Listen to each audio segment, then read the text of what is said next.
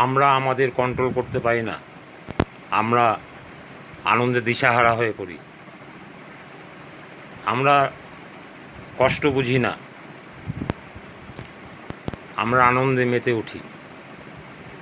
কী কষ্টে দিন যাচ্ছে, যে লোকটা পরিশ্রম করে আনছে তার কি কষ্ট হচ্ছে সেইটা বোঝার সাধারণ জ্ঞান আমাদের মধ্যে নেই।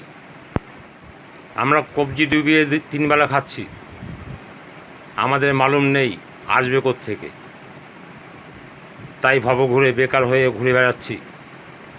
কোনো চিন্তা ভাবনা নেই, যেদিন ঘাড়ে দায়িত্ব এসে পড়বে সেদিন বোঝা যাবে কত ধানে কত চাল। তাই সাধু সাবধান, এখনই চেষ্টা চালাতে হবে। তাই চেষ্টা করার জন্য একটা কিছু আঁকড়ে ধরুন, নাহলে সমূহ বিপদ সামনে, রক্ষা পাবেন না। তাই আপনাকে এগিয়ে যেতে হবে।